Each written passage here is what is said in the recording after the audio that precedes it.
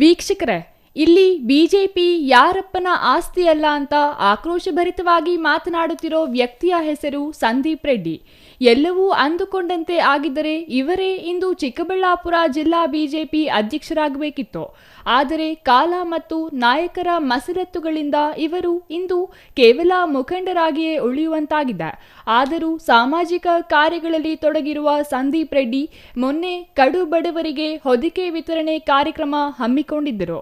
ಈ ಕಾರ್ಯಕ್ರಮದಲ್ಲಿ ಭಾಗವಹಿಸಿದ್ದ ಯಲಹಂಕ ಶಾಸಕ ಎಸ್.ಆರ್. ವಿಶ್ವನಾಥ್ ಆಡಿದ ಒಂದು ಮಾತು ಚಿಕ್ಕಬಳ್ಳಾಪುರ ಸಂಸದ ಡಾ ಕೆ. ಸುಧಾಕರ್ ಅವರ ಬೆಂಬಲಿಗರನ್ನು ಕೆರಳಿಸಿತ್ತು. ಹಾಗಾಗಿಯೇ ನೆನೆ ಸುದ್ದಿಗೋಷ್ಠಿ ನಡೆಸಿದ ಸುಧಾಕರ್ ಬೆಂಬಲಿಗರು ವಿಶ್ವನಾಥ್ ಅವರ ಹೇಳಿಕೆ ವಿರುದ್ಧ ಆಕ್ರೋಶ ವ್ಯಕ್ತಪಡಿಸಿದ್ದರು. ಅಲ್ಲದೆ ಚಿಕ್ಕಬಳ್ಳಾಪುರ ರಾಜಕೀಯದಲ್ಲಿ ವಿಶ್ವನಾಥ್ ಅವರ ಹಸ್ತಕ್ಷೇಪ ಮಾಡದಂತೆ ಹೇಳಿದರು. ಈ ಎಲ್ಲ ಬೆಳವಣಿಗೆಗಳಿಂದ ಆಕ್ರೋಶಗೊಂಡ ಸಂದೀಪ್ ರೆಡ್ಡಿ ಇಂದು ಸುಧಾಕರ್ ಬೆಂಬಲಿಗರ ವಿರುದ್ಧ ಆಕ್ರೋಶ ವ್ಯಕ್ತಪಡಿಸಿದ್ದಾರೆ. ಅಲ್ಲದೆ ಬಿಜೆಪಿ ಯಾರಪ್ಪನ ಆಸ್ತಿಯಲ್ಲ, ಅದು ಕಾರ್ಯಕರ್ತರ ಆಸ್ತಿ ಎಂದು ಟಾಂಗ್ ನೀಡಿದ್ದಾರೆ.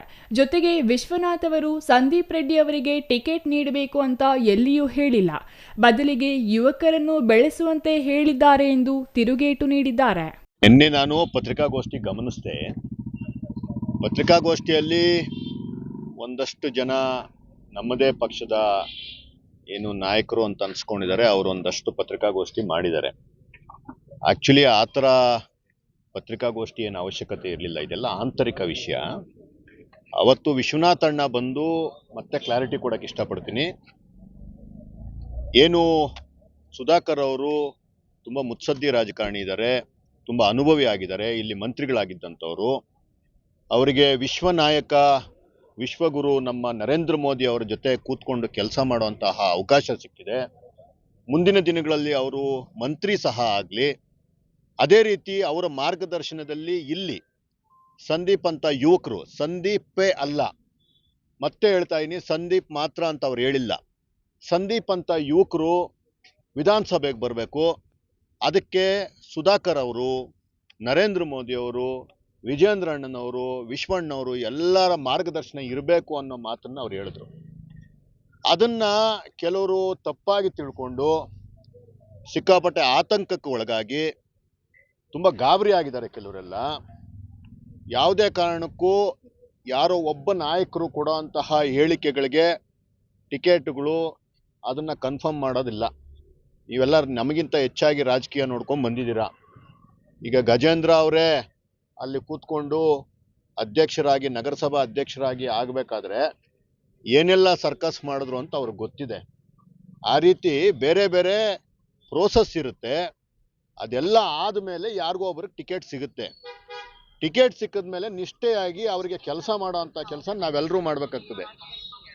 ನಮ್ಮ ಯುವಕರು, ನಮ್ಮ ಬೇರೆ ಬೇರೆ ಯಾರಾದರೂ ಇದ್ದಾರೆ ಚಿಕ್ಕಬಳ್ಳಾಪುರದಲ್ಲಿ ಅಂದರೆ ಸಂದೀಪ್ ರೆಡ್ಡಿ ಅವ್ರು ಮಾತ್ರ ಇಲ್ಲ. ಯಾಕೆ ನಿಮಗೆ ನವೀನ್ ಕಿರಣ್ ಅವ್ರು ಕಾಣಿಸೋದಿಲ್ವಾ? ನವೀನ್ ಕಿರಣ್ ಅವ್ರಿಗೊಂದು ಅವಕಾಶ ಕೊಡಿಸ್ಬೇಕು ಅಂತ ನಿಮ್ಗೆ ಯಾರಿಗೂ ಅನ್ಸಲ್ವಾ? ಕೆ.ವಿ. ನಾಗರಾಜ್ ಅವ್ರು ನಿಮ್ಗೆ ಯಾರಿಗೂ ಕಾಣಿಸಲ್ವೇನ್ರಿ? ಕೆ.ವಿ. ನಾಗರಾಜ್ ಅವರು ಪಾಪ ಮೊನ್ನೆ ಆ ಮಿಲ್ಕ್ ಯೂನಿಯನ್ ಇದರಲ್ಲಿ ನಮ್ಮ ಪಿತಾಮಹ ಹೇಳ್ಬೇಕು ಅಂತಂದ್ರೆ ನಮ್ಮ ಚಿಕ್ಕಬಳ್ಳಾಪುರಕ್ಕೆ ಆ ಯಪ್ಪ ಟಿಕೆಟ್ ತೊಗೊಬೇಕು ಅಂತಂದ್ರೆ ಹತ್ತವ್ರೆ. ಯಾಕೆ ಅವ್ರ್ಯಾರು ಕಾಣಿಸಲ್ವಾ ನಿಮಗೆ? ಯಾಕೆ ಮುರಳಕುಂಟೆ ಕೃಷ್ಣಮೂರ್ತಿ 24 ಗಂಟೆ ಪಾಪ ನಿಮ್ಮ ಜೊತೆನೇ ಇರ್ತಾರಲ್ಲ, ನಿಮ್ಮ ಜೊತೆ ಕೆಲಸ ಮಾಡ್ತಿರ್ತಾರಲ್ಲ.